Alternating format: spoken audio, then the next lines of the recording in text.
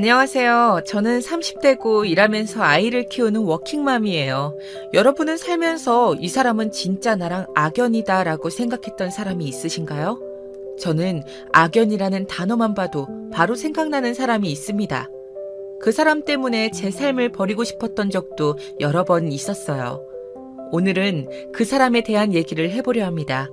사실 떠올리고 싶지도 않은 기억이지만 이제는 훌훌 털어버리고 싶은 마음이 더 크네요. 오늘은 여러분들이 제 대나무 숲이 돼주세요. 저는 어렸을 때부터 손재주가 좋았습니다. 뭐든 보면 종이로 접고 그림도 잘 그렸죠. 주변 어른들은 다 아빠 손재주를 닮아 그런 거라고 하시더라고요. 아빠도 어려서부터 손재주가 참 좋아서 어려운 기계도 잘 고치시고 못 만드는 게 없으셨대요. 집안이 가난해서 용접공이 되셨지만 그것마저 너무 잘하셔서 상도 많이 받으시고 대기업에 스카우트 돼서 해외에서 오랜 시간 근무하셨어요. 외국에 우리나라 회사들이 진출해서 만든 유명한 큰 건물이나 다리 같은 것들 중에 아빠가 일하시고 만드신 게 많아요. 남들한테 드러내서 자랑은 하지 않지만 제겐 늘 자랑스러운 아빠랍니다. 하지만 아빠 없이 오랜 세월 떨어져 사니까 자주 전화통화도 하고 카톡도 하지만 가족의 빈자리에 마음이 허하더라고요. 게다가 아빠가 물려주신 그 손재주 때문에 그렇게 미움을 사고 괴롭힘을 당할 줄은 정말 몰랐습니다. 순수 미술을 전공하고 싶었지만 아시다시피 미술은 돈이 너무 많이 들잖아요? 멀리 계시는 아버지가 풍족하게 돈을 보내주셨지만 더 부담을 드리긴 힘들어서 미술과 관련된 컴퓨터 디자인학과를 갔고 알아주는 회사의 디자이너로 들어갔습니다. 경험 삼아 출품했던 디자인들이 상을 받아서 좋은 회사에 들어갈 수 있었어요. 하지만 일한 지 3년쯤 되니 마음이 점점 더 허무하고 번아웃이 오더라고요. 그러다 옆에서 절 계속 챙겨주던 제 사수랑 그만 눈이 맞아 버렸어요. 참 따뜻하고 자상한 사람이어서 이 사람과 결혼하면 참 행복하겠다는 생각에 주저없이 결혼을 진행했습니다. 아니, 세상에 평온하기만 했던 제 일상이 무너지는 것 같더라고요. 절대 다시는 마주치고 싶지 않았던 그 얼굴을 상견례 자리에서 보게 됐어요. 믿어지지가 않더라고요. 남자친구 여동생이라고 소개받은 그 자리에는 고등학교 시절 저를 그렇게나 괴롭히던 그 아이, 현주가 앉아 있었습니다. 저절로 고개가 수그러지고 손이 덜덜 떨렸습니다. 남자친구는 제가 상견례 자리라 긴장해서 그런 줄 알고 계속 밝은 분위기로 바꾸려고 했지만 제 표정은 굳어서 풀리지가 않았어요. 시어머니 되시는 분은 제가 많이 긴장한 것 같다며 부드럽게 웃어주셨어요. 그 미소는 너무나도 따뜻하고 인자해 보이셨어요. 아, 다행이다. 웃는 얼굴이 참 고우시네 했는데 그 순간 현주가 자기 엄마한테 귓속말을 하더라고요. 인자하게 웃던 표정이 묘하게 일그러진 건 저만의 착각일까요? 엄마는 내가 어릴 때 병으로 돌아가셨고 이모 집에 고1까지 같이 살다가 제가 고등학교 2학년 때 지방으로 내려가시는 바람에 그때부터 혼자 자취를 했습니다. 혼자가 익숙하지만 늘 외로움에 마음이 허했죠. 그래서 주변 친구들한테 사랑받고 싶은 마음에 이것저것 액세서리를 만들어서 선물로 주기도 하고 그려달라고 하는 그림들을 그려주고 용돈도 조금씩 벌고 그랬어요. 그런데 그게 소문이 나면서 미술반 애보다 그림을 더 잘 그린다느니 배우지 않아도 미대 입시하는 애보다 훨씬 잘 그린다며 소문이 났어요. 심지어 그런 말을 제가 하고 다녔다는 말까지 돌았죠. 하필 그게 우리 반 깡패 현주의 심기를 건드리게 될지는 꿈에도 몰랐어요. 그렇지 않아도 현주는 부족한 실력으로 미대 입시를 준비하느라 스트레스가 머리 끝까지 올라가 있었는데 전 그냥 끄적거린 그림인데 아이들이나 선생님까지 감탄하니까 눈이 돌아버린 거였어요. 미술 시간에 그린 풍경화가 선생님 마음에 꼭 든다셔서 드렸는데 선생님께서 저 몰래 그걸 대회에 출품하셨더라고요. 제가 상까지 받게 되면서 현주는 결국 뒤집어졌어요. 현주도 그 대회에 그림을 출품했는데 아무런 상을 받지 못했기 때문이었어요. 심지어 돈까지 많이 주고 대필해서까지 출품했다고 들었는데 그게 너무 수치스러웠나 봐요. 그때부터 알 수 없는 괴롭힘이 시작됐어요. 왜 알 수 없는 괴롭힘이냐면 현주가 직접 저를 괴롭히는 게 아니라 주변 사람들을 통해서 괴롭혔거든요. 급식실에서 밥 받고 가는 제 다리를 걸게 하거나 입시 준비로 만드는 포트폴리오를 몰래 몇 장씩 찢어버리거나 제가 가지고 있는 물감이나 붓을 잠시 쓰고 돌려주겠다고 하고는 돌려주지 않았어요. 제가 별 대응을 하지 않으니까 사물함에 상한 우유를 부어놓고 제 교복에 커피를 부었어요. 점점 더 대담해지더니 가방을 뒤져 아빠가 선물로 보내주신 물건들을 마음대로 가져가 버리기도 했어요. 아직도 잊어버릴 수 없는 가장 큰 괴롭힘은 구타였습니다. 하지만 현주는 절대 자기 손으로는 저를 때리거나 하지 않았어요. 야간 자율학습 시간에 선생님이 없는 틈을 타 아이들에게 얼음땡을 하자고 하더라고요.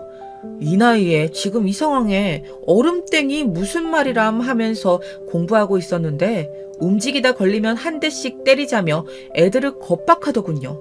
학교 일진 여자친구라고 소문이 나서 그런지 애들은 울며 겨자 먹기로 게임에 참여했습니다.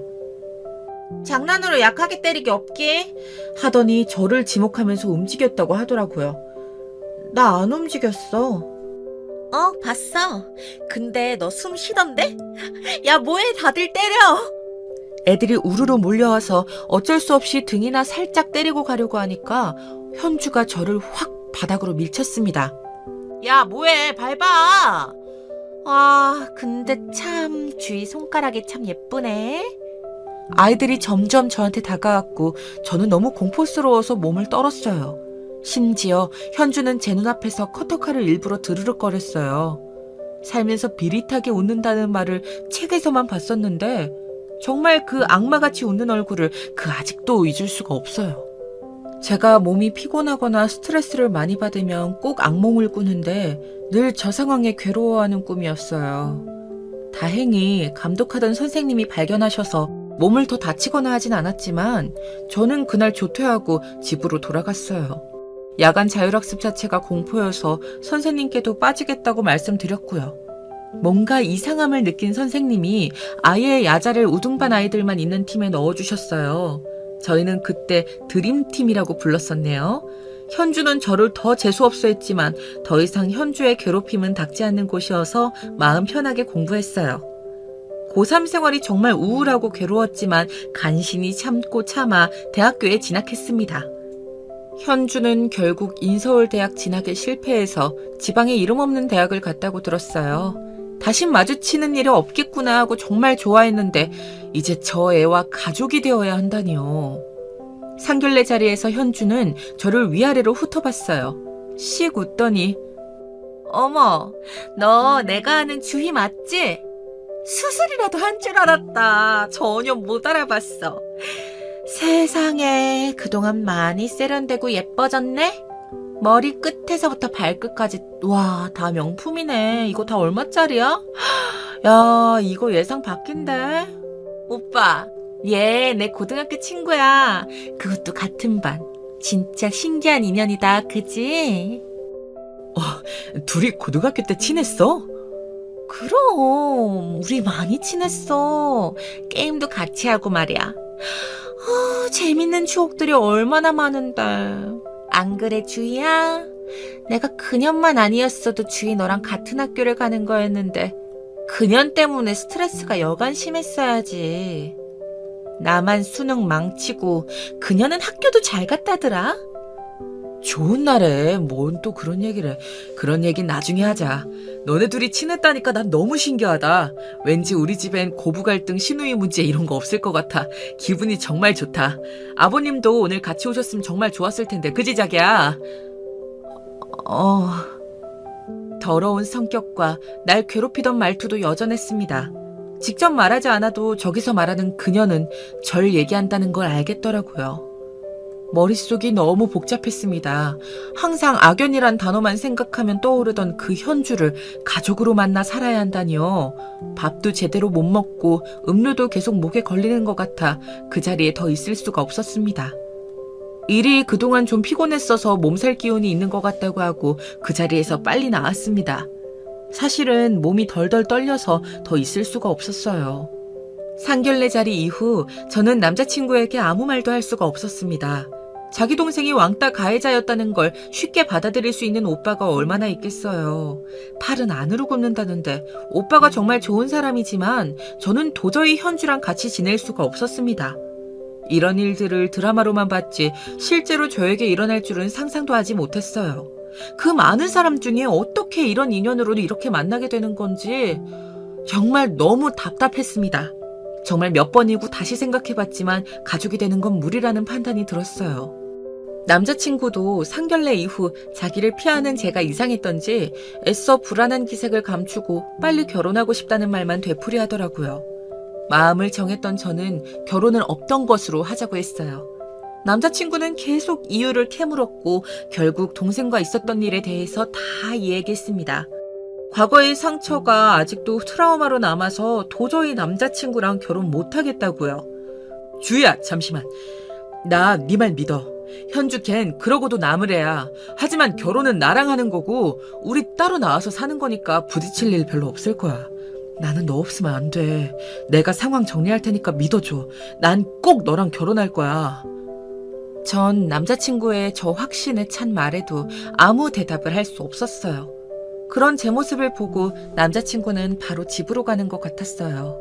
그리고 남친은 집에서 식구들이랑 싸우고 난리가 났었나 봐요. 여동생에게 주희한테 사과하라고 난리를 친 거죠.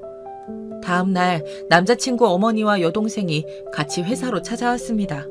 저는 만나고 싶지 않다고 했지만 로비에서 계속 기다리시는 바람에 어쩔 수 없이 내려갔어요. 우리 아들이 너 아니면 다른 사람이랑은 절대 결혼하기 싫다는구나. 제발 다시 생각해보련. 네가 어렸을 때 상처를 많이 받았겠지만 우리 딸도 그때 입시 때문에 스트레스가 정말 심했단다. 결국 현주는 대학도 실패했지만 그래도 너는 좋은 학교도 가고 이렇게 멋진 회사도 다니고 있잖니. 지금부터라도 좋은 사이로 바뀔 수 있지 않을까? 현주는 그러고 싶다고 하던데 주인이가 제발 마음을 바꿔다오. 어제의 적이 오늘의 동지가 되기도 한다잖아. 나는 네가 꼭 내 며느리가 됐으면 좋겠다. 현주도 많이 반성하고 있어. 오빠한테 혼나서 어제 하루 종일 울었단다. 그러니 꼭 다시 한번 생각해봐라 얘야. 주희야, 내가 그때 너를 좀 많이 질투하고 심술이 나서 툴툴거렸던 것 같아. 정말 미안해. 내가 아무리 노력해도 잘 안 되는 걸 너는 노력 없이 쉽게 이룬다고 생각하니까 나도 모르게 너한테 몹쓸 짓을 많이 한 것 같아. 그러니까 옛날 일은 잊고 이제 우리 다시 사이좋게 잘 지내자. 내가 정말 잘할게. 두 분 말씀 잘 들었습니다. 저 생각 좀 해보고 다시 말씀드릴게요. 주희야, 내가 정말 미안해. 네가 예전부터 고등학교 시절에 정말 힘들었다고 지나가듯이 몇 번 얘기했던 게 다 내 동생 때문이었다니. 정말 미안하고 부끄럽다. 하지만 결혼은 나랑 하는 거잖아. 나를 믿고 다시 생각해주면 안 될까? 사실 지금 엄마는 내 친엄마가 아니야. 어릴 적 내 친부모님들이 교통사고로 돌아가셔서 가엾게 생각하신 큰아버지가 날 큰아버지 호적에 올려서 양자로 저 집에 들어갔거든. 고아원보다는 좋다고 생각했지만 큰아버지가 지병으로 일찍 돌아가시고 난 후에 큰어머니는 나를 물주로 삼으셨어. 매달 150만 원씩 생활비 달라고 하시고 여동생까지 내가 다 케어해야 했어. 현주가 친 사고들까지 뒷수습은 항상 내가 다 해야 했지. 정말 눈앞이 캄캄하고 사는 게 아니었어.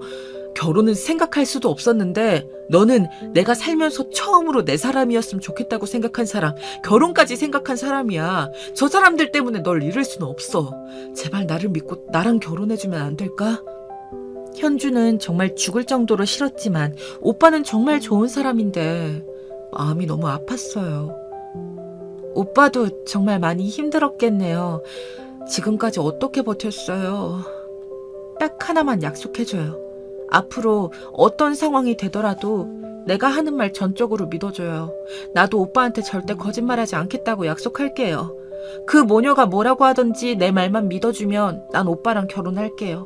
신중하게 생각해보고 얘기해줘요. 너는 지금까지 내가 만나고 알고 지낸 사람들 중에서 가장 정직하고 바른 사람이야. 회사에서도 남 험담하거나 뒷말 한 번 한 적이 없는 사람이었어. 내 후배지만 내가 가장 믿었던 사람이 너이기도 해. 네가 하는 말은 꼭 믿을 테니까 날 믿어줘. 그럼 나도 약속할게요. 오빠를 늘 믿을게요. 하지만 오빠가 내 말을 믿어주지 않으면 나 바로 이혼할 거예요. 신뢰가 없는 부부관계는 유지할 필요가 없으니까요. 알겠어. 널 꼭 영원히 아끼고 사랑할게. 날 믿어줘서 고마워. 결국 그렇게 결혼은 진행됐습니다. 급하게 진행되는 결혼식을 참석하려고 부랴부랴 아버지가 사우디에서 귀국하셨어요. 아빠는 나이가 많으셨지만 현장에서 계속 일을 하셔서 다부진 몸에 구릿빛 피부로 오셨는데 시누이가 뒤에서 크크거리며 웃는 소리가 들렸어요. 시골에서 농사짓다 온 거야 뭐야? 촌스러 진짜. 저는 애써 무시하고 아빠 품에 안겼어요. 눈물부터 나더라고요. 아이고, 우리 딸 아직 애네.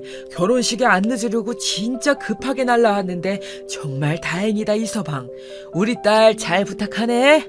난 지금까지 우리 딸 하나만 보고 살았어. 나한테 정말 귀한 딸이네. 내 생각해서 사고 한 번 안 치고 정말 착실하고 열심히 살아온 우리 딸 꼭 끝까지 아껴주게 하고 남편의 손을 꼭 쥐고 신신당부를 하셨어요. 굳은 살이 박힌 아버지의 두터운 손을 잡고 입장하는데 정말 만감이 교차하더라고요. 나를 위해서 그 먼 나라까지 가셔서 돈을 버시고 고생만 하셨는데 이제 이렇게 계속 옆에서 아빠랑 살고 싶다는 생각이 들었습니다. 아빠, 이제 한국 들어와서 살면 안 돼? 나 이제 결혼하는데 아이 낳고 할 때 아빠가 있었으면 좋겠어. 나 그동안 진짜 많이 외로웠어, 아빠. 그렇지 않아도 슬슬 일하던 거 후배들 물려주고 한국으로 들어올 생각이었어. 가서 정리도 좀 하고 돌아올게. 나도 이제 한국 음식도 그립고 사람도 그렇고 손자 손녀도 봐야지. 아빠 노릇은 잘 못해도 할아버지 노릇은 잘할 테니까. 알았지? 그렇게 많은 사람의 축복을 받으면서 결혼식을 잘 치렀습니다. 하지만 신혼여행을 갔다 오자마자 역시나 현주는 본색을 드러내기 시작했습니다. 이 망할 시누이는 제가 가지고 있는 모든 걸 다 탐내고 일을 다니는 것도 시기 질투를 하더군요. 말도 안 되는 괴롭힘들이 다시 시작됐습니다. 저희가 없는 틈에 저희 집에 들어가려고 도어락을 마음대로 누르다가 이웃주민 신고로 경비 아저씨한테 걸리기 일쑤였어요.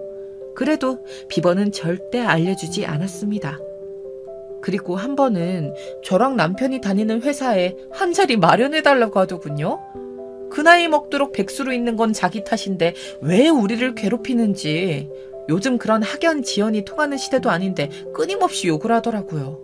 남편도 저도 시누이 연락을 피했더니 심지어 회사 사무실까지 찾아와서 괴롭히기 시작했습니다.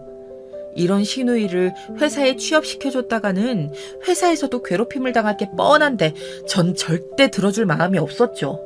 회사까지 찾아와서 난리치는 걸 보다 못한 팀장님이 전 그러면 포트폴리오라도 가져와 보라고 하셨어요. 실력이 되면 알바로라도 써주시겠다고요. 시누이 실력을 전 잘 알고 있었기 때문에 차라리 잘 됐다 생각했어요. 세상에, 그런데 이 여우 같은 게 저보고 포트폴리오를 만들라고 하지 않겠어요? 꼭 이런 부탁할 땐 시어머니를 대동해서 오더라고요. 새언니, 나 이번에 꼭 제대로 된 회사에 취업하고 싶어. 좀 도와줘. 너 그림 잘 그리잖아. 나 업무에 집안일까지 하느라 너무 바빠. 좀 힘들 것 같다.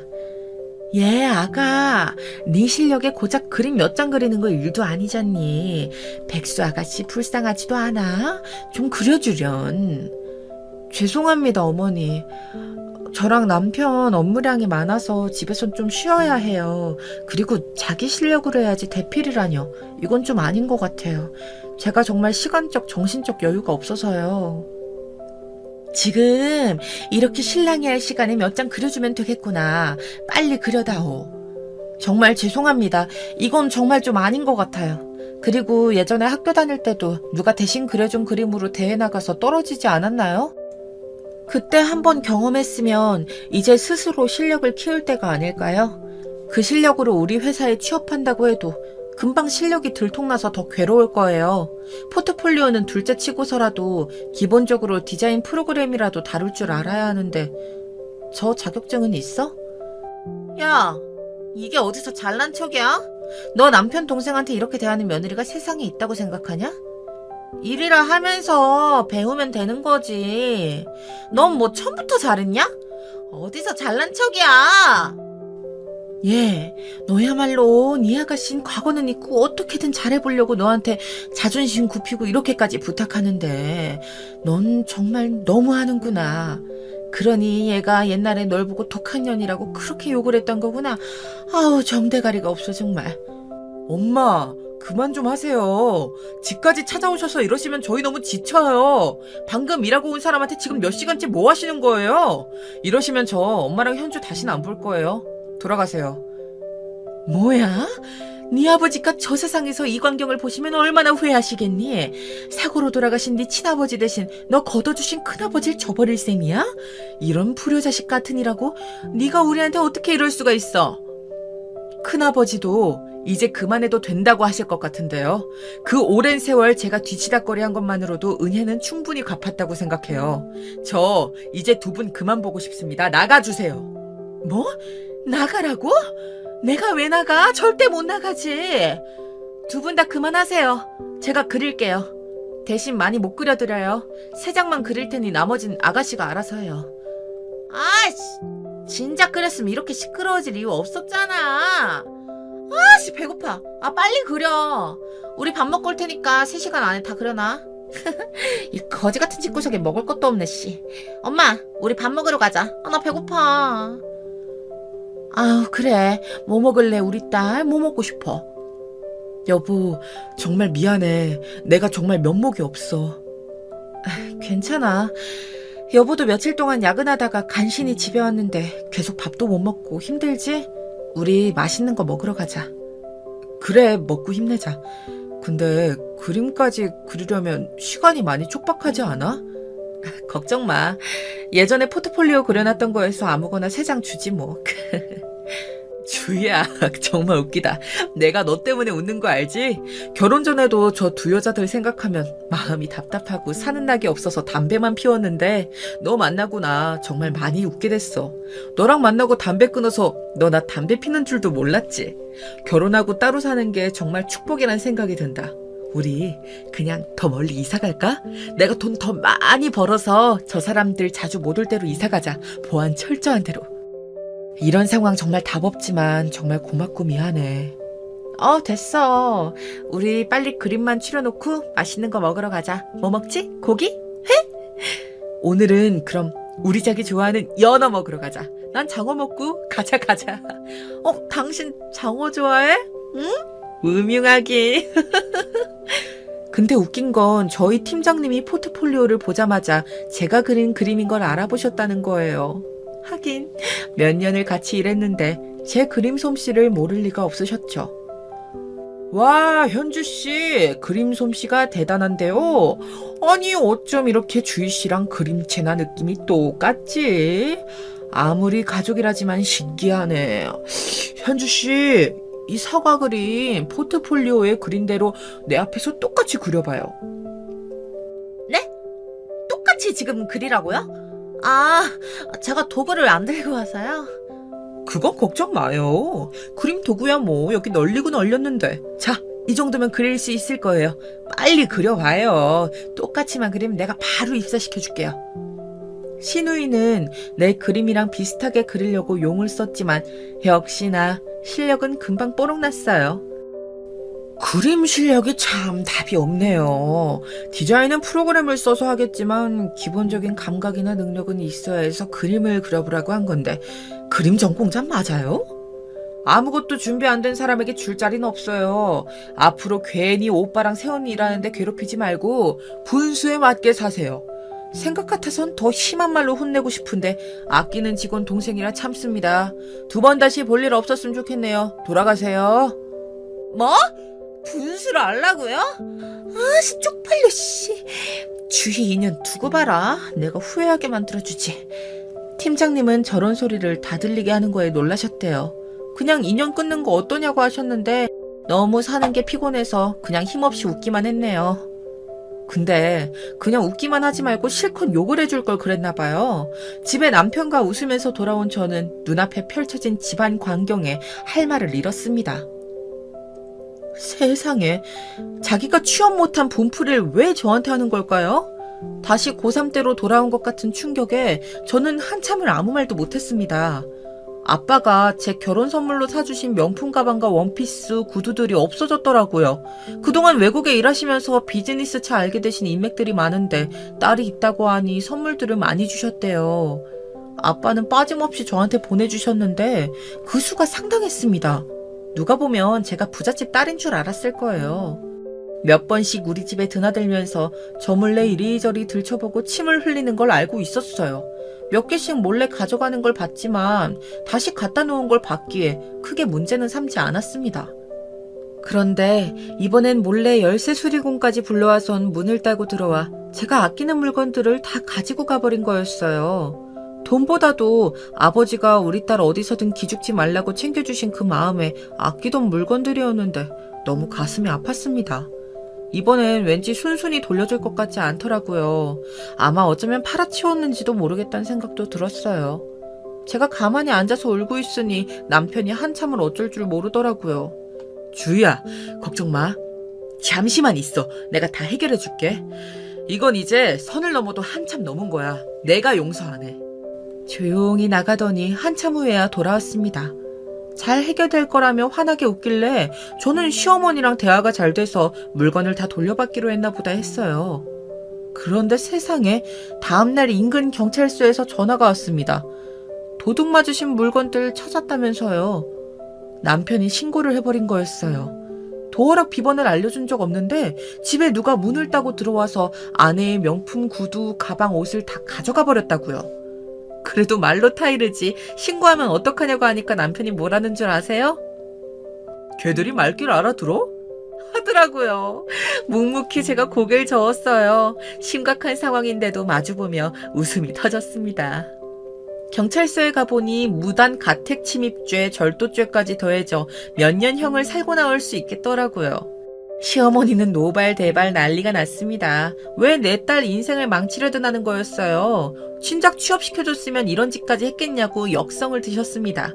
시누이는 설마 너희들이 나를 징역까지 살게 하겠냐는 의기양양한 표정으로 있다가 점점 돌아가는 상황이 장난이 아니라는 걸 알게 되더니 얼굴이 하얗게 질리기 시작했습니다. 들어보니 가족관계이신 것 같은데 좋게 마무리하시겠습니까? 아니요. 저희는 처벌을 원합니다. 합의 없습니다. 아니 너, 내가 널 어떻게 키웠는데 우리한테 이럴 수가 있니? 어머니, 제가 그동안 어머니랑 현주를 어떻게 대했습니까? 매달 월급 나올 때마다 150만 원씩 집안에 생활비 보내드리고 저 진짜 힘들게 살았습니다. 제가 굶더라도 생활비가 정말 없어도 두 분이 필요하다고 하면 빚이라도 내서 드렸어요. 또 집안에 대소사 있을 때마다 도리도 다 해드렸고요. 근데 어떻게 저희 집에 무단으로 들어오셔서 물건을 훔쳐갑니까? 그것도 아내가 아버지한테 선물 받은 물건들을요.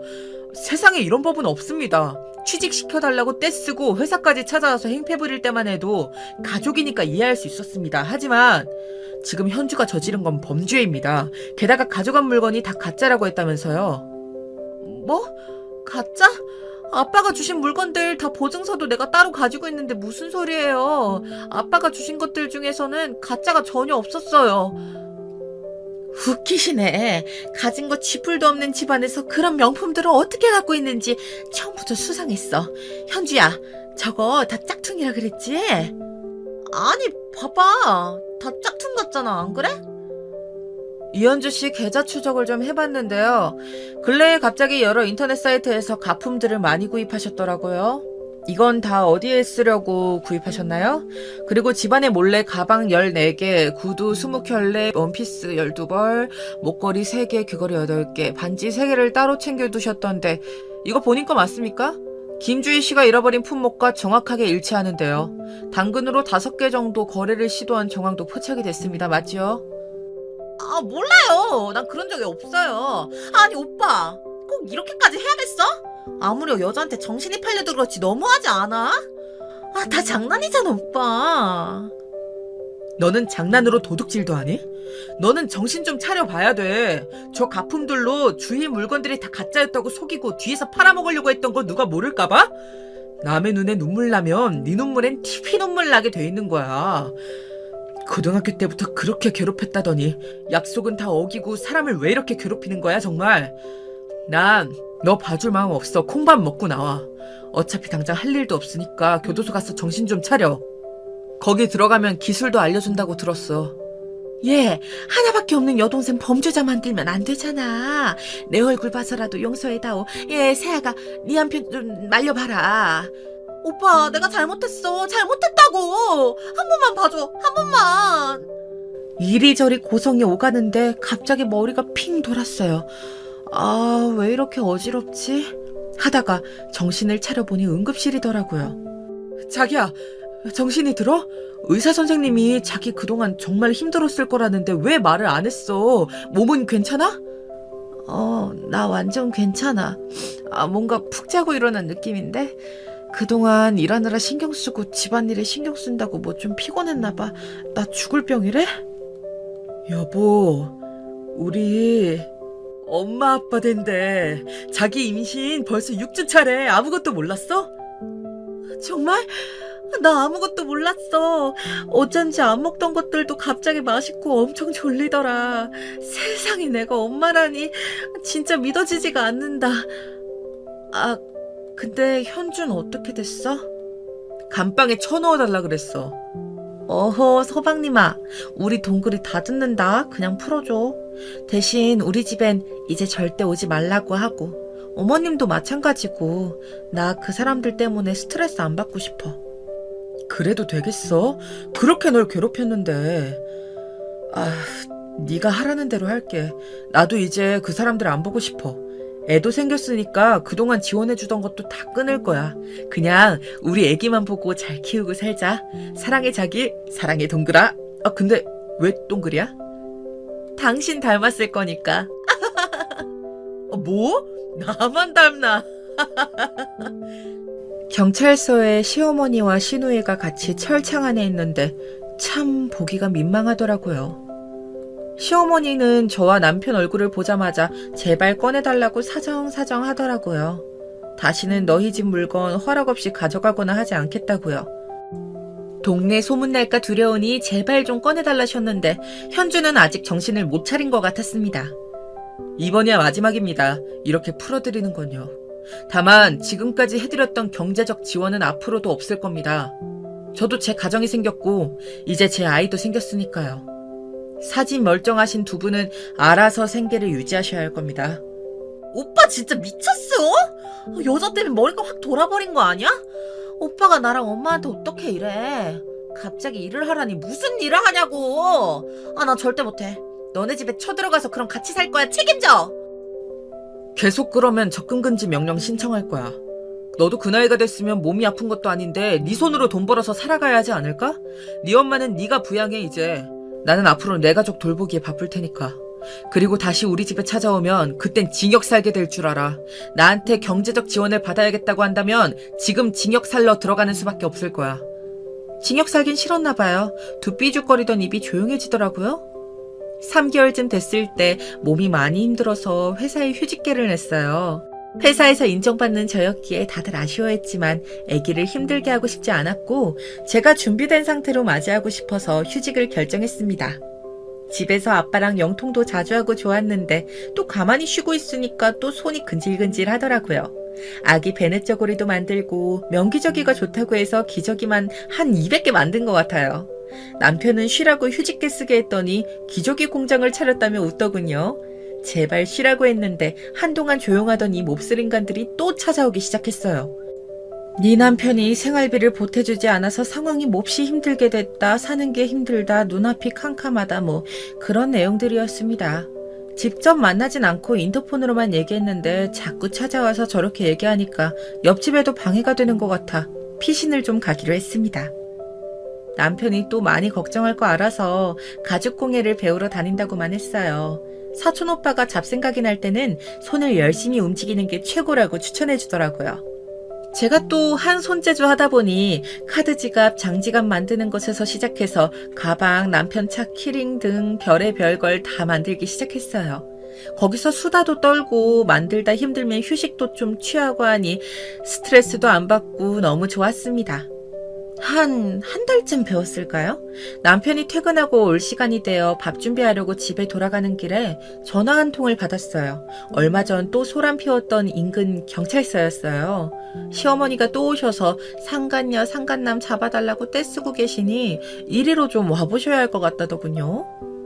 갑자기 낯선 상황에 어안이 벙벙한 표정으로 경찰서에 갔더니 세상에 남편, 시어머니, 시누이까지 다 있더라고요. 그래, 이제 왔네. 저 여우 같은 게 착한 우리 아들을 꼬셔가지고 우리 사이를 다 이간질 시키고 게다가 임신한 몸으로 바람까지 피우고 있다니까요, 글쎄. 저런 건 그냥 콩밥 좀 먹어야 돼요. 너도 사람들 다 보는 앞에서 망신 좀 당해봐라, 어디. 경찰 양반, 증거도 여기 다 있으니까 저것도 유치장에 쳐넣어버려요, 빨리. 아니, 이제 모함까지 하시나 봐요? 우리 주변에 얼씬 말라고 경고했을 텐데요. 어쩌다 또 이런 짓까지 하시는 거예요? 뭐? 이런 짓?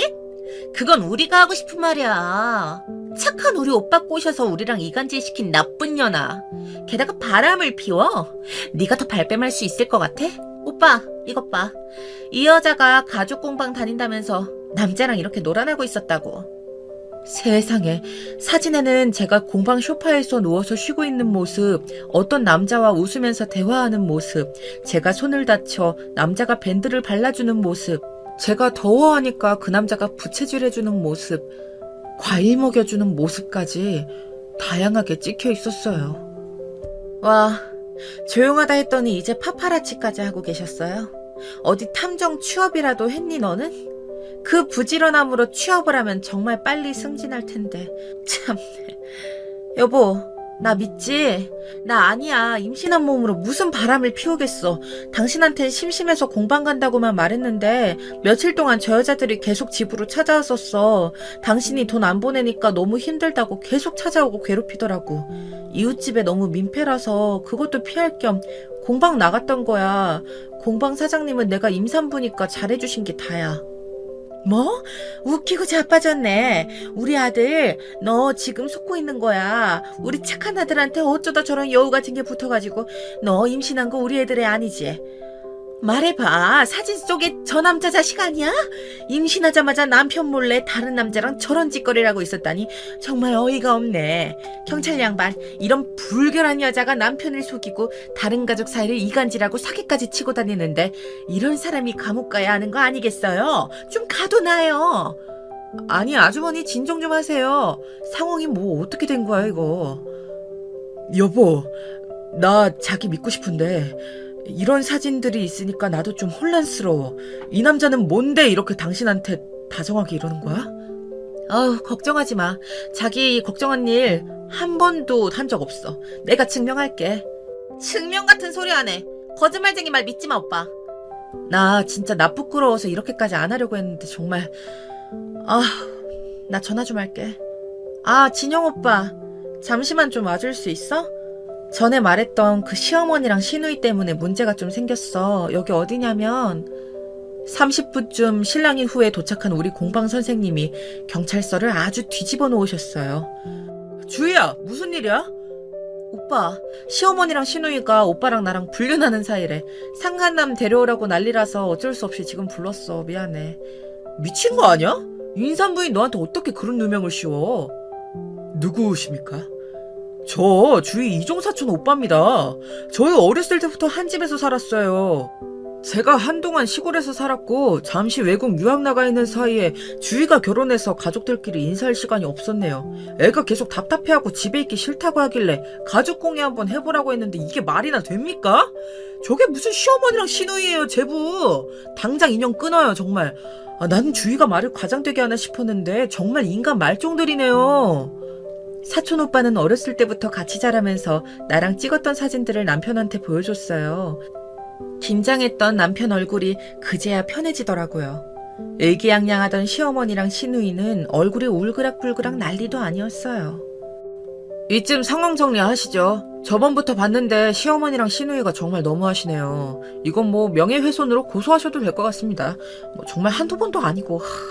이제 제발 여기 오지 마세요.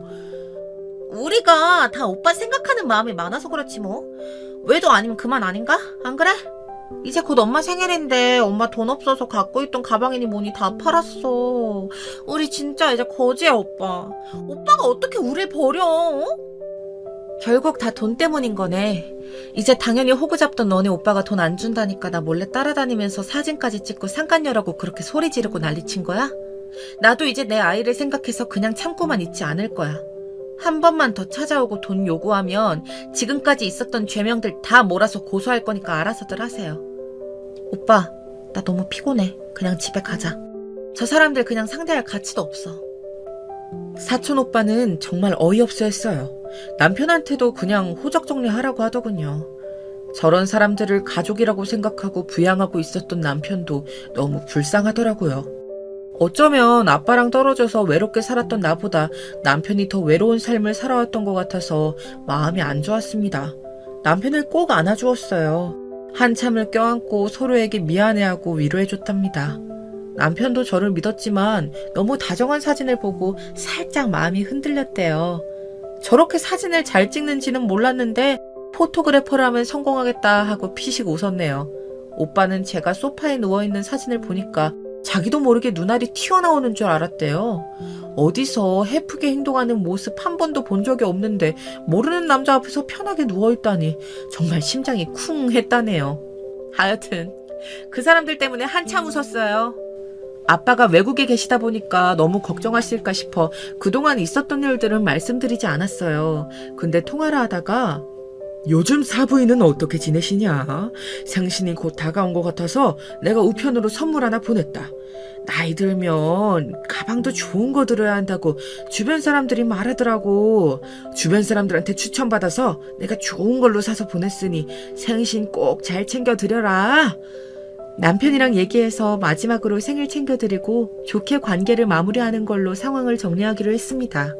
여러 가지 불미스러운 일들도 많았지만 나중에 태어날 우리 동그리를 생각하니 집안이 너무 콩가루인 것 같아 마음이 안 좋더라고요. 나중에라도 아이가 할머니를 보고 싶어 한다면 한 번씩 만날 수 있을 정도로만 좋게 마무리하고 싶었습니다. 남편이 연락해서 생일 때 오시라 했더니 상당히 놀라는 눈치더군요. 다시는 안 볼 줄 알았는데 갑자기 생일상 받으러 오라고 하니 많이 이상했나 봅니다. 떨떠름한 표정으로 생일상을 받더라고요. 생일상을 쭉 둘러보더니 생일상이 이게 뭐냐? 잔뜩 배달시킨 음식들 뿐이네. 너는 나를 시어미로 생각은 하는 거냐? 정말 기가 막혔지만 부족하지만 많이 드시라고 얘기했습니다. 사실 임신 중이라 몸이 많이 무거워져서 음식할 기력도 없었다고 말했지만 콧방귀만 뀌시더라고요. 그동안 저희들 사이에 여러 불미스러운 일들이 많았지만 그래도 생신은 제대로 챙겨드리고 싶어서 연락드렸습니다. 예전처럼 자주 교류하는 일은 없겠지만 그래도 한 번은 챙겨드리고 싶었어요. 저희 아버지께서 직접 챙겨드리라고 선물을 보내주셨어요. 이거 받으세요. 앞으로 교류하지 않겠다는 말은 생일상이나 받고 인연 끊자는 얘기 아니냐? 아, 이거나 먹고 떨어져라. 명품백 같은 소리 하네. 어디서 너 같은 짭을 선물이라고 해? 하며 시모가 내 뺨을 걷어올린 순간 세상에 갑자기 친정아빠가 문을 벌컥 열고 오신 거예요. 여러 음식 냄새가 좀 역해서 현관문을 좀 열어뒀었는데 그 틈에 우리들이 하는 얘기도 방금 제가 뺨 맞는 광경까지 다 보게 되신 거죠. 너무 반가운 마음과 서러운 마음에 저도 모르게 눈물이 나더라고요. 사돈! 지금 내 딸한테 뭐하는 짓이요? 남의 집 귀한 딸한테 손찌검이라니. 이제 막 귀국해서 사돈 생신 축하하려고 왔는데 이게 대체 무슨 짓입니까? 아무리 우리 딸애가 잘못한 일이 있다고 해도 임신한 애를 어떻게 뺨을 때릴 수가 있습니까? 정말 상식이란 게 있습니까? 당장 이 집에서 나가. 이 거지 같은 것들 내가 가만두지 않을 테니 각오하고 있는 게 좋을 거다. 나가! 살면서 그토록 화난 아빠의 모습은 이때 처음 봤어요. 항상 웃는 얼굴이셨는데 정말 죄송했습니다. 사촌 오빠가 아빠를 모시고 왔는데 그 사단이 난 걸 보고 얼마 전 경찰서에서 있었던 일과 저 어렸을 때 괴롭힘 당한 일까지 조목조목 다 알려드렸어요. 점점 더 일그러지시는 아버지 표정 때문에 제가 다 무서워서 오싹할 정도였어요. 한참 정적이 흐르고 자네, 우리 주희랑 계속 살 건가? 저 사람들이랑 다시 안 봐도 되겠나? 안 봐도 된다면 이제 호적 정리하게. 단호한 말에 남편도 마음을 먹는 것 같았어요. 바로 호적 정정을 신청하러 가더군요. 그리고 아빠랑 사촌 오빠가 갑자기 비장한 표정으로 나가셨는데 저녁 늦게 돌아오셨어요. 가서 칼부림이라도 하고 오실까 정말 무서웠는데 나갈 때랑 다르게 밝은 표정으로 들어오셔서 안도했네요. 주희야, 너 사필귀정이란 말 아니? 모든 일은 결국 바르게 돌아가게 되어 있다는 거야. 나쁜 짓만 골라 하는 사람은 그 악행으로 망하게 되어 있단다. 그 사람들 뿌린 대로 거둘 거다. 두고 보렴. 내가 굳이 내 손에 피 묻히지 않아도 벌 받을 사람은 벌 받게 되어 있다는 거다. 저렇게 말씀하시니까 무슨 일이 일어날지 몰라 더 무섭더라고요. 며칠 후에 저는 휴대폰을 보다가 정말 심하게 놀랐습니다. 세상에, 전 제가 살다가 이렇게 유명해질지 몰랐어요. 현주는 아마 더 모르지 않았을까요? 유명 인터넷 게시판에 저에게 일어났던 모든 일들이 올라와 있더라고요. 제가 학생 때 겪었던 괴롭힘들과 결혼하고 나서 겪었던 모든 괴롭힘들까지요. 경찰서에 경찰만 있는 게 아니더라고요. 거기 대기하고 있던 기자가 저희 이야기에 관심을 가지고 조사까지 하는 바람에 기사도 나고 네티즌 수사대는 저희 시어머니와 시누이 신상을 아주 가루가 될 대로 다 털었습니다. 동네에 소문이 다 퍼져서 외출만 하면 사람들이 욕하고 수군거리고 난리도 아니었대요. 댓글창에는 우리 학교 동창들이 속속들이 증언을 해주기 시작했고 현주한테 갈취당했던 순진한 남자들은 그녀의 너무 아름다운 인성과 문란한 사생활까지 세세하게 인터넷에 알려줬어요. 동네 어딜 가더라도 사진이 찍히고 이 사람들이라며 인터넷 게시판에 인별그램에 올라오니 자기들도 많이 괴로웠겠죠. 욕하는 사람들이랑 시비도 붙고 말싸움도 하고 다니기 일쑤에 주변 상인들도 물건이든 음식이든 안 판다고 나가라고 하는 일도 많아졌다고 하더라고요. 결국 살던 집도 급하게 내놓고 다른 동네로 도망갔다고 하는 말도 있고 더 멀리 시골로 갔다는 말도 있습니다. 하긴 저희도 더 알아보고 싶진 않았어요. 이런저런 일이 많았지만 저는 다행히 많은 사람들의 축복 속에 눈이 동그란 예쁜 딸을 낳았어요. 우리 동그리는 남자 복이 많은 건지 태어나자마자 아빠, 사촌 오빠, 남편한테 둘러싸여서 사랑을 넘치게 받으며 무럭무럭 자라고 있습니다.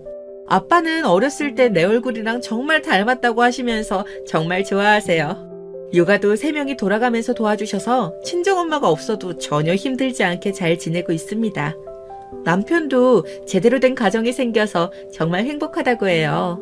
혹시나 호적 정리하면서 마음 아프지 않았을까 내심 걱정했는데 살면서 지금까지 같은 편안함과 행복을 느껴본 게 처음이라 너무 좋다고 하더라고요. 우리 아빠가 장인어른이어서 너무 든든하고 대화가 통하는 사촌 오빠도 있으니 마음이 정말 편하고 좋다고요. 또 예쁜 딸까지 생겨서 좋은 아빠가 되겠다는 결심을 매일매일 한다고 해서 좀만 줄이라고 했어요. 분명 살면서 악연으로 얽혀진 사람도 분명히 있겠죠. 하지만 주변에 누가 있던 내가 어떤 상황이건 간에 흔들리지 않고 포기하지 않고 바르게 해나가다 보면 악연은 저절로 희미해지고 좋은 인연들이 모여드는 것 같아요. 제가 그랬던 것처럼요. 여러분들에게도 좋은 인연들이 가득하시길 빕니다. 전 이제 새로운 꿈이 생겼어요. 가죽공예 디자이너가 될 거예요. 예전엔 제가 가진 재능 때문에 오해도 받고 괴롭힘도 당했지만 이제는 이 재능으로 다른 사람들에게 행복을 느끼게 해주고 싶어요. 새롭게 편리한 디자인들로 세상을 풍요롭게 하고 싶어요. 내가 가진 재능으로 남 또한 행복해지는 게 정말 보람된 것 같아요. 그래서 꾸준히 연습하고 있답니다. 여러분도 주변에 좋은 사람들과 함께 이 빛나는 하루를 포기하지 마세요. 저도 오늘 행복한 이 하루를 꼭 놓치지 않으려고요. 제 사연 들어주셔서 감사합니다. 안녕하세요. 저는 명상센터를 운영하고 있는 마흔을 바라보는 여성이에요. 명상센터라면 생소하시겠지만 쉽게 말해 마음을 비우고 일상생활을 편안히 할 수 있도록 도와주는 그런 센터입니다. 요즘은 다양한 정신적 질병을 가진 분들이 찾아와 주시고 있는데요. 제가 이 명상에 관심을 갖게 된 이유도 오늘 들려드린 얘기와 꽤나 관련이 있답니다. 아마 오늘 제 이야기를 들으시면 깜짝 놀라실 분도 있을 거고 실화냐 되물으실 분들도 있으실 텐데요. 놀랍게도 실화랍니다. 그럼 제 이야기를 한번 시작해 볼게요. 저는 한 번 이혼을 한 전적이 있습니다. 20대 초반 아무것도 모르는 시절 저를 쫓아다니던 동네 오빠에게 푹 빠져 결혼까지 갔더랬죠. 정신 차리고 보니 결혼식 치르고 신혼집이랄 것도 없이 시댁살이를 하고 있었네요. 저를 쫓아다니던 동네 오빠였던 남편은 당시 좋은 말로 하면 한량, 건달 같은 사람이었는데요. 그런 면을 모르고 만났던 건 아닙니다. 다만 꾸준하게 저를 좋아해주고 가난한 환경에서 자라 곧잘 놀림거리가 되었던 저를 지켜주려는 모습에서 호감을 느껴왔어요. 그런데 사람은 변하지 않는단 말이 있잖아요. 이제 남편이 된 그 오빠는 기질을 버리지 못하고 계속 한량짓을 하고 돌아다니더라고요. 일자리를 구할 생각은커녕 어쩌다 그런 말만 나와도 벌컥 화를 내기 일쑤였습니다. 야, 내가 알아서 한다고 했잖아. 여자가 그렇게 짹짹거리면 못 써. 그리고 우리 엄마가 너 빨리 제대로 안 한다고 하던데 엄마 좀 잘 도와줘. 나 우리 엄마 아픈 거 죽어도 못 보니까. 당신 지금 그 말한 지가 1년째예요. 일자리 구한다고 안 하면 우리 독립은 언제 하는 건데요? 그래서 내가 빵집에 나가 일한다고 했잖아요. 그것도 왜 허락 안 해주는데요? 너 며느리가 되어서 하는 말이 그게 뭐냐? 그럼 우리 엄마는 누가 돌보고 우리 엄마를 남의 손에 맡기냐? 당시 시어머니는 지병이 진전되어 제가 모든 수발을 다 들어줘야만 일상생활이 가능하신 상태였는데요.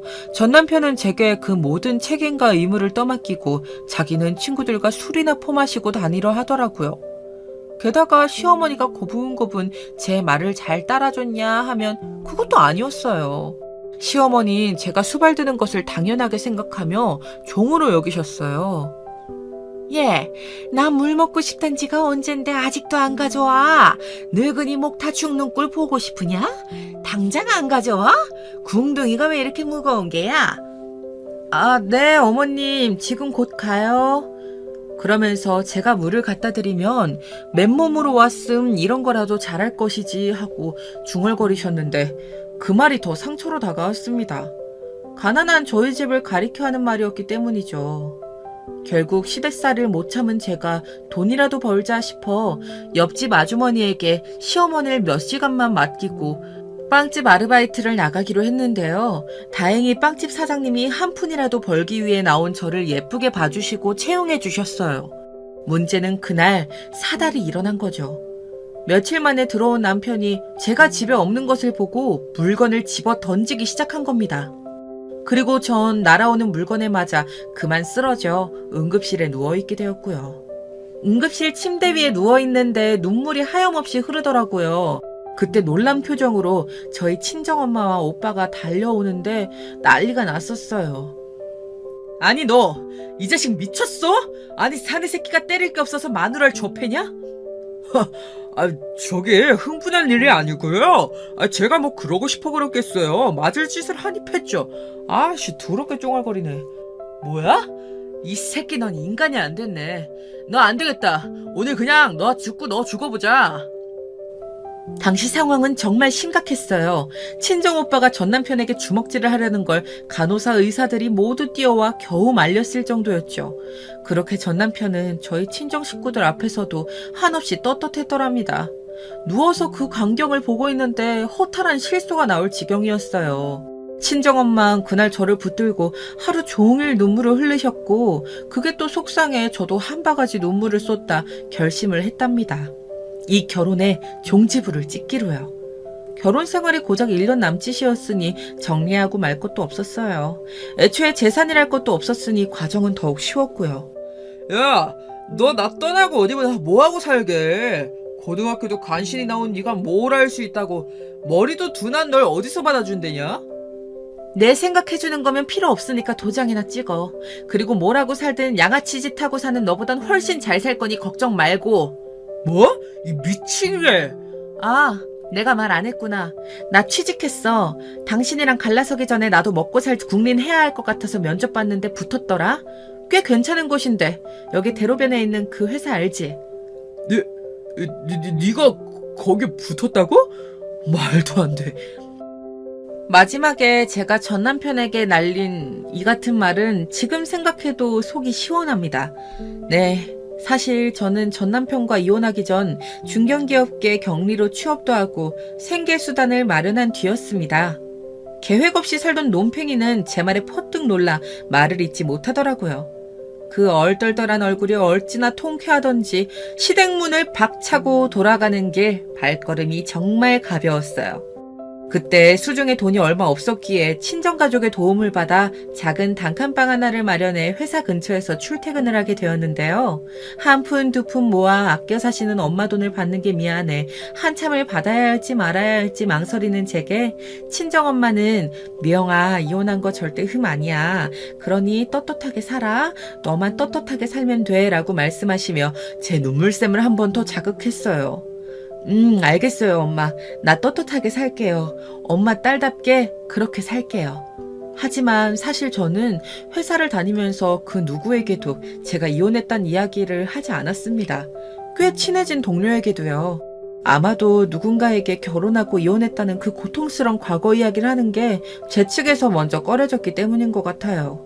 그래서 어디선가 누가 척첩장을 주거나 남자친구 이야기를 하는 목소리가 들려오면 슬그머니 자리를 피하기도 했답니다.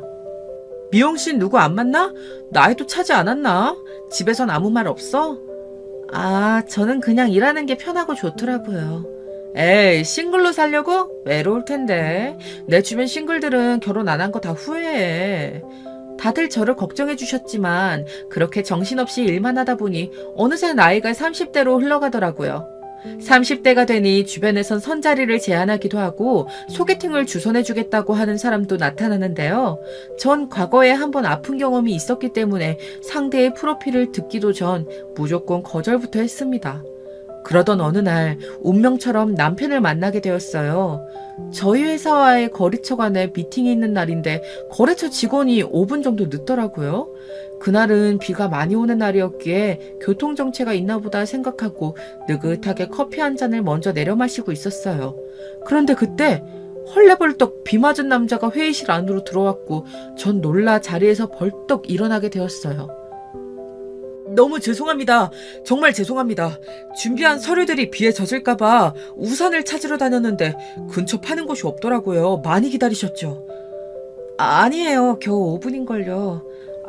그럼 그걸 찾느라 이렇게 비를 다 맞으신 거예요? 추우시겠어요. 얼른 들어오세요. 따뜻한 난로라도 켜드릴게요. 아니에요. 수고스럽게 그러실 필요 없어요. 괜찮긴요. 지금 다 젖으셨는데요. 그러다 감기 걸리겠어요. 나중에 남편이 말하기를 저의 친절함과 따뜻함에 반했다고 하더라고요. 반면 저는 남편의 우직한 인상이 마음에 들었고요. 그때부터 저희는 종종 만나며 사적인 이야기들을 주고받게 되었고 그게 좋은 감정으로 이어지게 되었습니다. 남편은 첫인상 그대로 성실하고 책임감 있는 사람이었어요. 그래서 만날수록 더 마음에 들었지만 제겐 한 번 이혼한 경력이 있었으니 그걸 밝히기가 쉽지 않았어요. 차마 용기가 안 나더라고요. 그러다 어느 날 서로의 마음을 확인한 이상 이젠 정말 말을 해야겠다 싶어 술을 먹고 쥐어 짜내듯 말하게 되었어요. 사실 나 한 번 결혼을 했다 이혼을 했었어. 지금까지 민수 씨 만나면서 말 못해 미안해. 두려워서 말 못하고 있었어. 그래도 우리가 연인이 되기 전에 말해야 한다고 생각했어. 부담스럽다면 여기서 그만둬도 괜찮아. 나 각오하고 있어. 전 내심 당연히 거절을 생각하고 있었는데 남편의 대답은 예상 외였어요. 처음엔 무척 놀란 듯 했지만 잠시 침묵을 지키더니 절 보고는 괜찮아. 나한테 뭔가 숨기는 게 있는 것 같다는 느낌은 들었어. 이런 거일 줄은 몰랐는데 이혼한 게 흠도 아니고 난 받아들일 수 있어 하며 거뜬히 감당할 수 있다고 말하더라고요. 그때 문득 이혼한 게 흠도 아니라고 하셨던 저희 친정엄마의 말씀이 떠올랐어요. 엄마가 생각나서 그런지 괜스레 눈물이 나 왈칵 복받쳐 엉엉 울고 말았습니다. 이후 남편과 저는 빠르게 연인의 단계로 진입하여 결혼 이야기가 오가기 시작했지요. 하지만 역시나 제 마음은 또 한 번 출렁거렸습니다. 바로 남편의 가족, 제겐 시부모님 되실 분들 때문이었는데요. 남편은 외동아들이었고 시댁은 부유한 집안이었어요. 일단 강남 한복판의 아파트에 살고 계시다는 점에서부터 상당히 기가 죽더라고요. 시어머니는 학원에서 피아노 선생님을 하셨다 지금은 집에서 쉬고 계시고 시아버지는 집안 대대로 내려오는 사업을 하신다고 하셨어요. 남편을 낳고 키워주신 좋은 분들이시겠지만 이런 좋은 집안에서 한 번 결혼한 며느리를 선뜻 좋아하실 리 없잖아요. 역시나 첫 만남에서부터 저를 마음에 들어하지 않으시는 눈빛은 그대로 드러났습니다. 이혼을 했다고 들었는데요. 왜 이혼했는지 물어봐도 될까? 아가씨 입으로 직접 듣고 싶은데. 아, 네. 전 남편이 상당히 공격적인 사람이었어요. 일자리도 찾지 않아 생계도 어려웠고요. 나중엔 저를 때리는 상황까지 가서 그래서 어쩔 수 없이 이혼을 하게 되었어요. 아이고, 성질이 못된 사람이었구만. 이혼하길 잘했네요. 빨리 벗어나 다행이에요. 그나저나 우리 민수 짝으로는 딱이네.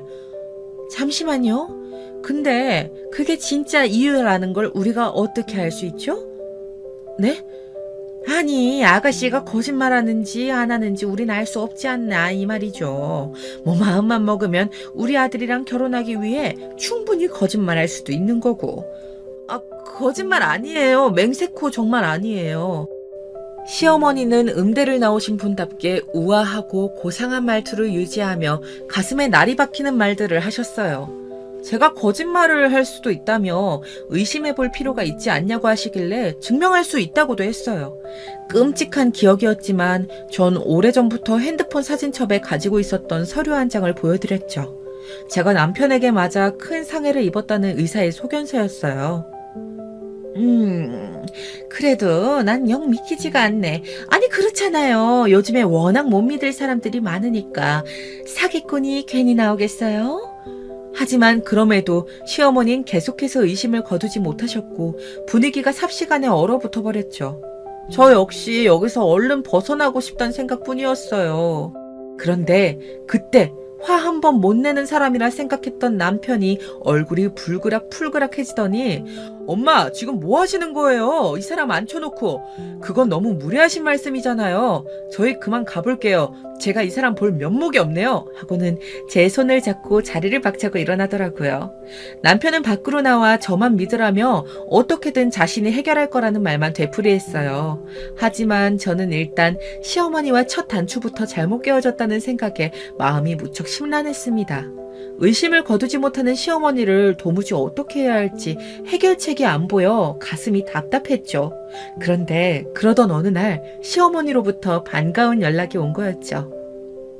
내가 김장김치를 했는데 너무 많아서 네가 좀 도와주면 좋을 것 같은데 시간 괜찮니?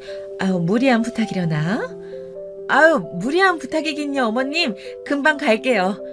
갑자기 시어머니가 김장김치를 했다며 저에게 도움을 요구하시더라고요. 다시 한번 저를 보고자 하시는 건가 싶어 저는 당시 회사에서 일이 많았음에도 불구하고 뒷일을 다 제쳐두고 바로 시댁으로 달려갔어요. 그런데 펼쳐진 상황은 황당무계했어요. 시어머니는 재료만 톡 올려놓고 아무것도 하지 않은 채 TV를 보고 계시더라고요. 그러면서 고무장갑을 제게 던지며 말하셨어요. 얘, 너 김장 해봤지? 시댁살이 했으면 당연히 해봤을 거 아니니? 한번 야물딱지게 무쳐봐라. 어디 솜씨 좀 보자. 이거 테스트야, 테스트. 테스트요? 그래, 며느리 테스트란다. 한번 마음에 들게 해보렴. 갑자기 테스트라니 당황스러운데요. 그러자 시어머니는 김장김치는 항상 며느리와 담그는 게 자기의 소망이자 바람이었다며 이걸 통과해야 며느리 자격이 주어질 거라고 하시는 겁니다. 그 말에 어쩔 수 없이 김장을 시작했어요. 그런데 배추의 양이 엄청났습니다. 이걸 어느 세월에 다 하라는 건지 하는 중간중간 손이 너무 아파 혹시라도 도와주실까 싶어 어머니 쪽을 흘긋 쳐다보았지만 TV를 보며 깔깔 웃는 소리만 들을 뿐 부엌으로 올 기색은 보이지 않더군요. 돕기는커녕 TV를 보시며 통화를 하시는데 그 내용이 저를 가리키는 것 같아 상당히 불쾌했어요. 그럼 미자너도 알다시피 내가 아들을 참 곱게 키웠어. 나도 그렇게 자랐고 우리 친정이 부유했잖니. 그럼 당연히 내 며느리는 부유한 집에서 곱게 큰 사람이어야지. 흙탕물에서 자란 사람이면 되나? 온실 속 화초처럼 곱게 자란 큰 사람이어야지. 무엇보다 순결해야 하고, 맨 마지막에 순결해야 한다는 말을 유독 크게 발음하시는데 제 착각인 건지 모르겠지만 이상하게 기분이 나쁘더라고요. 그날 결린 어깨를 두드리며 겨우겨우 마무리를 해나갈 때쯤에서야 오셔선 맛은 괜찮네. 그래, 다음에도 좀 부탁한다. 김치는 가져갈 생각하지 말고 내가 우리 외갓집 친척들이랑 나눠 먹을 거거든 라고 하시더라고요. 어떻게 드시려고 이 많은 김치를 하나 싶었는데 알고 보니 친척분들 것까지 모조리 저를 시키신 거였더라고요. 그러면서 수고비까진 기대하지 않았지만 저녁을 먹고 가라느니 하는 말을 기대했는데 일절 그런 말씀이 없으셨습니다. 저도 속이 상했죠. 고생은 제가 다 했는데 그에 대한 보상은 하나도 받지 못한 기분이었으니까요. 그런데 이뿐만이 아니었어요. 집에 갈 채비를 하자 시아버지께서 마침 들어오셨는데 시어머니께서 마치 이 많은 김장을 혼자 다 하신 것처럼 말씀을 하시더군요. 여보, 내가 김치 좀 해봤는데 먹어봐요. 수육이랑 같이 먹으면 딱이겠죠? 아이고, 이걸 당신이 다 했을 리는 없고 우리 예비 며느리까지 와서 도와준 거야? 당시 시아버지는 저를 어느 정도 받아들이시는 분위기였기에 좋게 봐주고 계셨는데요. 시어머니는 그 말을 단칼에 자르시더라고요. 어머, 우리 예비 며느리가 너무 곱게 자랐나 봐요. 이런 건 잘 못하겠다 하더라고요. 내가 했어요, 여보. 얼른 식사해요. 이왕 있으니 같이 하지. 아가, 너도 얼른 와서 앉아라. 아니에요. 쟤는 가야 한다네요. 친구랑 약속이 있어서 바쁘다나 봐요. 내가 거절을 당했다니까요. 실로 어처구니 없는 장면이 눈앞에 스쳐 지나가는데 차마 시아버지 앞이라 항변도 못했어요. 시아버지께서 뭔가 이상한 분위기를 감지하시고 저를 그냥 보내는 게 미안하셨던지 다음번에 꼭 식사 자리를 하자고 말씀하시는데 나오자마자 화가 울컥 솟더라고요. 제가 왜 이런 취급을 당해야 하는지 분하고 억울했죠. 그 이후에도 시어머니의 악의적인 심부름은 계속되었어요. 아주 가볍고 사소한 심부름조차도 시켰다는 게 문제였습니다. 시어머니께서 먹는 비타민 약을 사오라는 심부름부터 커피가 마시고 싶으니 꼭 스타벅스에 가서 사오라는 심부름까지 시켜대며 돈 한 푼 주지 않으시더군요. 말로는 고맙다고 받으시지만 어느 날은 스타벅스 커피가 아니란 이유로 넌 내가 아무 커피나 돈 주고 사 먹을 사람으로 보이니? 하고 화를 내셨어요. 너무 당황스럽더라고요. 이 모든 것이 마치 우리 아들과 엮이지 말란 말을 행동으로 보여주고 계신 듯 했어요. 그러던 어느 날은 저도 이제는 못 참겠다 싶어 심부름을 부탁하는 문자가 왔을 때 심부름거리는 들지 않고 시어머니 댁으로 달려갔어요. 이번엔 바카스를 사달라는 심부름이었는데 도착하자마자 제가 빈손이라는 것에 시어머니 상당히 불쾌하시더군요. 왜 빈손이니? 네가 먹으면서 오기라도 한 거야? 아님 붕어머리라 중간에 까먹기라도 했니? 어머님, 심부름 시키시는 건 좋은데 이렇게 막무가내로 부탁하시면 곤란해요. 어머, 내가 뭘 어쨌다고 그러는 거니? 너 사람 참 이상하게 만드는데 뭐 있구나. 한번 결혼해봤으면 애가 융통성은 있을 줄 알았더니 그것도 없니? 시어머니는 저의 결혼 전적을 들먹이며 비꼬더라고요. 그러면서 네가 좋아서 한 일을 가지고 생색을 낸다고 하더라고요. 물론 저도 시어머니에게 잘 보이기 위해 결혼하고 싶은 마음에 자초한 일은 맞지만 이런 식으로 악용하는 건 잘못된 일이잖아요. 저는 시어머니께서 그걸 악용한다는 점을 꼬집어 말씀드렸어요. 이런 식의 취급을 당하는 건 제 입장에서도 억울하고 너무 힘들다는 말씀도 덧붙여서요. 그런데 이어지는 시어머니의 말엔 비웃음이 한껏 걸려 있었습니다. 아니, 내 아들하고 결혼하려면 이 정도 수발은 들어야 하지 않겠어? 이 정도도 생각 못한 거니? 그럼 우리 입장에서 굉장히 곤란한데 넌 테스트 불합격이다. 네? 수발이요? 어머님, 지금 무슨 조선시대인가요? 전 수발 같은 거 들 생각 없는데요. 제가 왜 어머님 수발까지 들어야 하는 거죠? 한 번 결혼했던 이유로 그렇게 해야 한다면 죄송하지만 전 어머님이 찾는 며느리가 아닌 것 같네요. 저는 그 이상 아무 대꾸도 하지 않고 돌아섰습니다. 더 대꾸할 가치도 못 느꼈어요. 이미 한 번의 결혼 생활에서 시댁살이라면 질릴 만큼 겪어봤고 그런 상황이라면 지긋지긋했습니다. 허나 돌아오면서 마음속 아물지 않았던 상처가 도드라진 느낌이 들며 가슴이 욱신거리더라고요. 그 후부턴 시어머니도 제게 심부름을 시키지 않았고 저도 어떤 문자도 드리지 않았습니다. 남편과의 만남도 자동적으로 뜸해졌는데 남편은 제 심정에 무슨 변화라도 있는지 걱정하고 초조해하는 눈치였어요.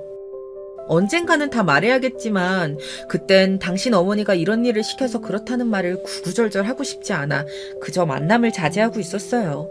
그러던 어느 날 갑자기 남편에게서 이상한 문자가 오더라고요.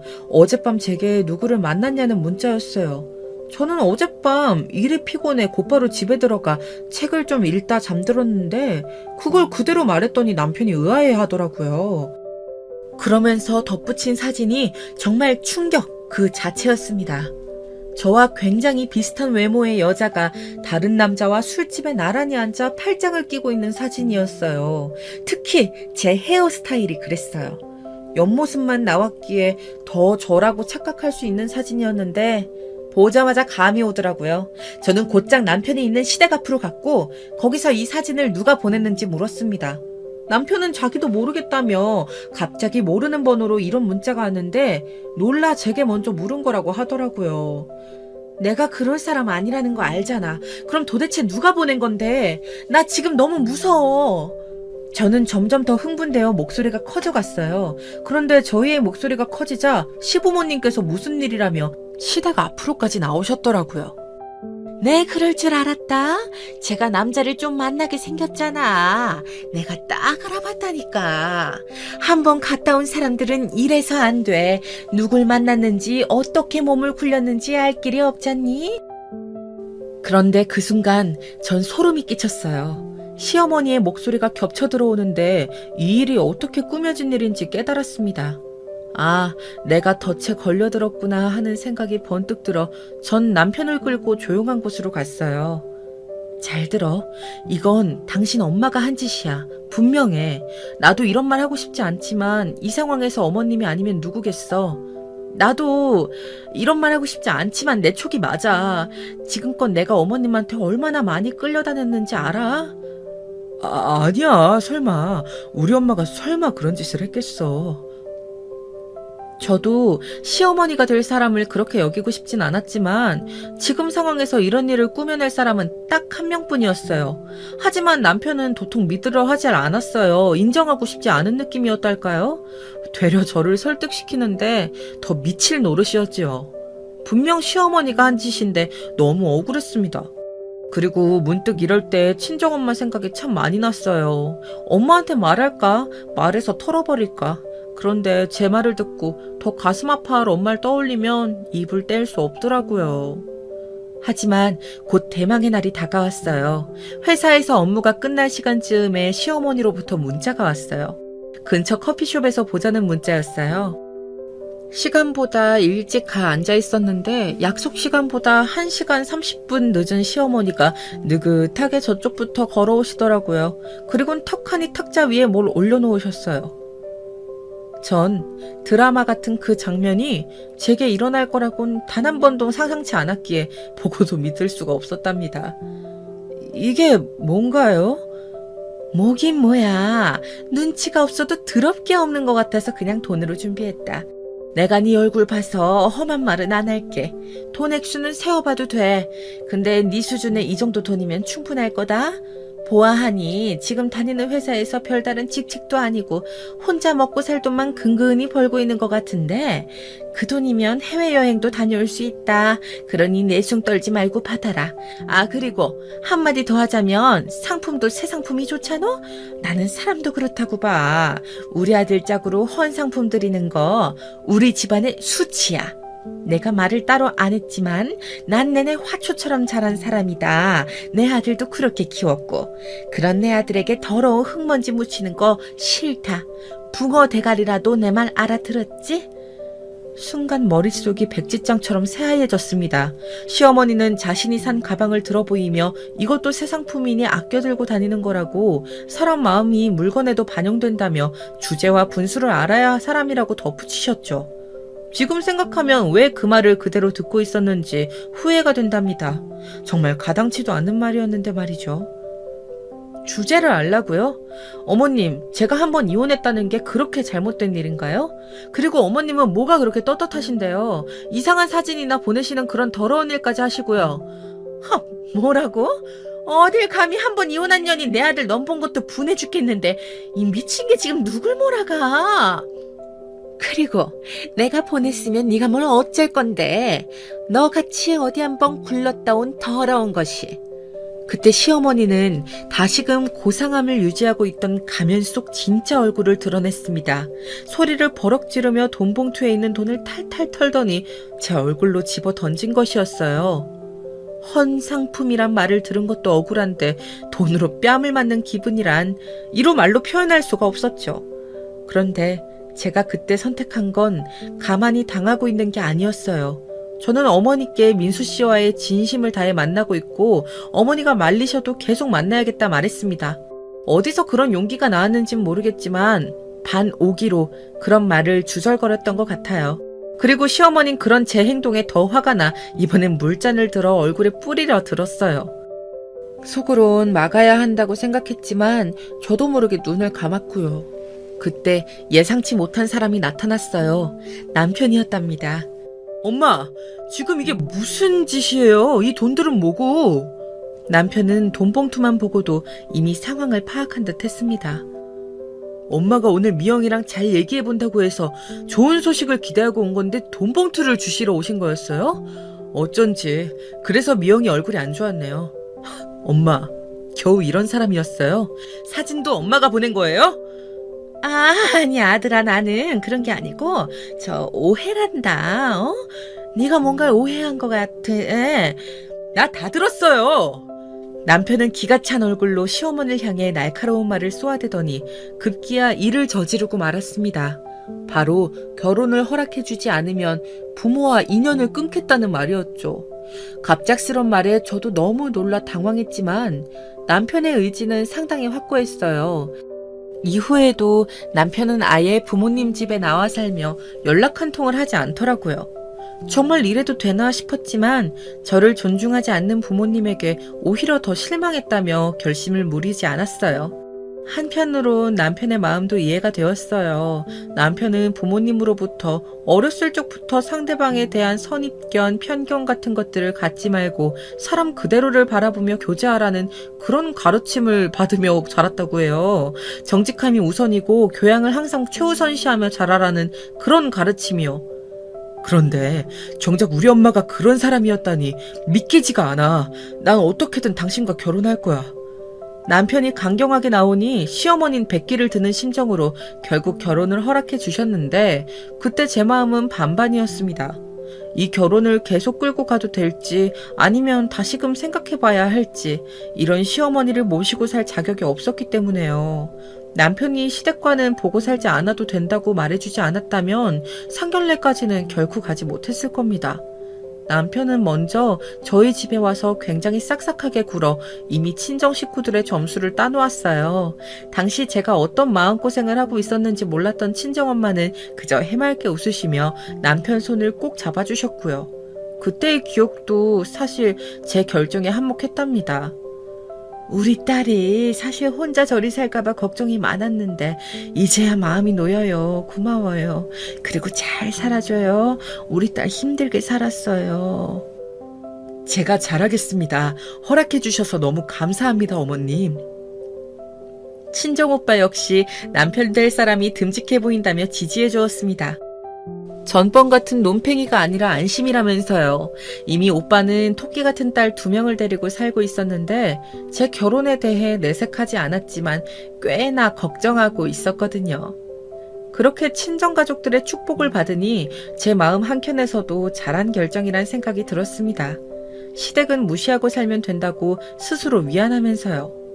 그런데 시간이 흘러갔게 된 상견례는 그 전날부터 위장장애를 일으킬 정도로 공포로 다가왔습니다. 시한폭탄 같은 시어머니가 무슨 말을 할지 무슨 행동을 저지를지 몰랐기 때문이에요. 머릿속에 온갖 잡다한 상념으로 일이 손에 안 잡힐 지경이더군요. 그리고 이날 정말 기가 막힌 일이 일어났어요.